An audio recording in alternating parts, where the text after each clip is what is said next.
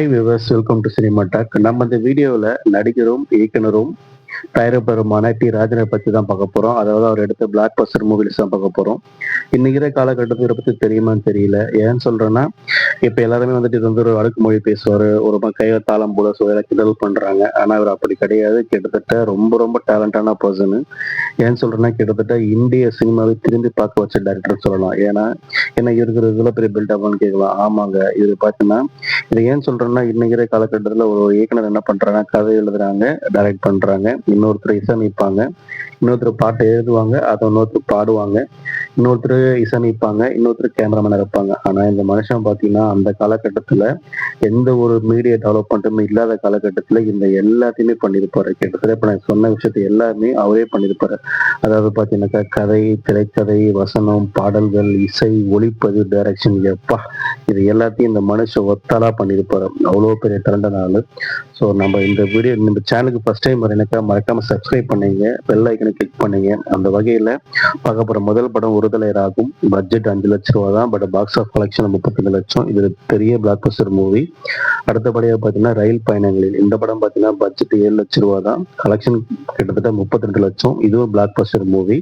அடுத்தது பார்த்தீங்கன்னா நெஞ்சில் ராகும். இந்த படம் பட்ஜெட் வந்து 9 லட்சம் ரூபா, கலெக்ஷன் 23 லட்சம். இது ஹிட்டான மூவி தான். அதுக்கு அடுத்து பார்த்தீங்கன்னா ராகம் தேடும் பல்லவி. இது பட்ஜெட் 10 லட்சம் ரூபா, கலெக்ஷன் 25 லேக்ஸ். இது ஹிட்டான மூவி. அடுத்தது பார்த்தீங்கன்னா தங்கை குறுக்கீதம். இது பட்ஜெட் வெறும் 5 லட்சம் ரூபா, கலெக்ஷன் 48 லட்சம். இது பெரிய பிளாக் பஸ்டர் மூவி. அதுக்கு அடுத்து பார்த்தீங்கன்னா உயிருள்ளவரே உஷா. இந்த படம் பார்த்தீங்கன்னா ஒரு பிளாக் பஸ்டர் மூவி தான். ஏன்னா பட்ஜெட் 12 லட்சம், கலெக்ஷன் 54 லேக்ஸ். அதுக்கு அடுத்தபடியாக பார்த்தீங்கன்னாக்கா வந்துட்டு உறவை காத்து கிளி. இந்த படம் பட்ஜெட் 17 லேக்ஸ், கலெக்ஷன் 48. இது ஒரு சூப்பர் ஹிட் மூவி.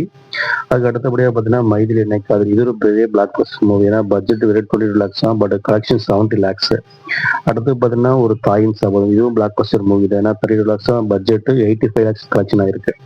அடுத்து பார்த்தீங்கன்னா ஒரு என் தங்கை கல்யாணம். இந்த படம் பெரிய பிளாக் பஸ்டர், 35 லேக்ஸ் தான் பட்ஜெட், கலெக்ஷன் 90 லேக்ஸ்.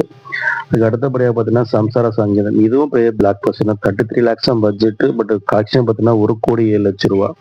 அதுக்கு அடுத்தபடியாக பார்த்தீங்கன்னாக்கா சாந்தி அனல் சாந்தி. இந்த படம் budget 45 lakhs, but collection 95 lakhs. இது ஹிட்டான மூவி தான். அதுக்கு அடுத்தபடியாக பார்த்தீங்கன்னா எங்க வீட்டு வேலன். இது பட்ஜெட் 35 லேக்ஸ், பட் கலெக்ஷன் பார்த்தீங்கன்னா 1,05,00,000. இது பெரிய பிளாக் பஸ்டர் மூவி. அதுக்கு அடுத்தபடியாக பார்த்தீங்கன்னா மோனிஷா அண்ட் மோனிலிசா. இது பட்ஜெட் வந்து 1,10,00,000, பட் கலெக்ஷன் வந்து 1 கோடி தான். இது ஃபிளாப் ஆயிடுச்சு இந்த படம். அதுக்கு அடுத்தபடி தான் முரளி நடிச்சிருப்பாங்க, சொன்னாதான் காதலா. இது பட்ஜெட் வந்து 1.70 crores, பட் கலெக்ஷன் பார்த்தீங்கன்னா 3.50 ஹிட்டான மூவி. அதுக்கு அடுத்தபடி தான் காதல் அழிவதில்லை. இதோட பட்ஜெட் 80 லேக்ஸ், பட் கலெக்ஷன் பார்த்தீங்கன்னா 3 கோடி. ஹிட்டான மூவி தான். அடுத்து நம்ம தலைவர் பார்த்தீங்கன்னா கடைசியாக வந்து ஒரு ஃபிளாப்பான மூவி. நான் அவரே நடிச்சிருந்தாங்க, வீராசாமி. இந்த படம் சரியா ஓடல, இது ரொம்ப ஃபிளாப்பான மூவி. இந்த வீடியோ உங்களுக்கு பிடிச்சிருந்தாக்கா மறக்காம சப்ஸ்கிரைப் பண்ணுங்க, ஷேர் பண்ணுங்க, கமெண்ட் பண்ணுங்க. நன்றி, வணக்கம்.